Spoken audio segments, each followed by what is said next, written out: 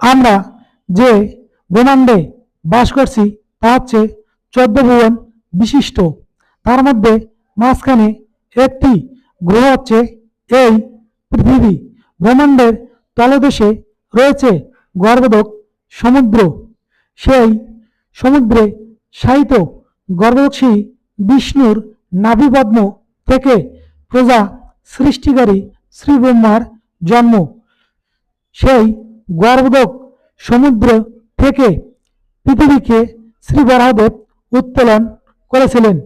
পৃথিবীর যথার্থ অবস্থান থেকে বিচ্যুত করে অসুর হিরণ্যাক্ষ পৃথিবীকে গর্ভদক সমুদ্রে ডুবিয়ে রেখেছিলেন।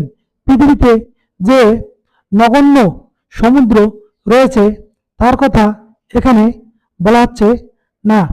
এরূপ নিত্য নতুন ভিডিও পেতে আমাদের চ্যানেলটি সাবস্ক্রাইব করুন এবং লাইক ও কমেন্ট করুন। রাধে রাধে।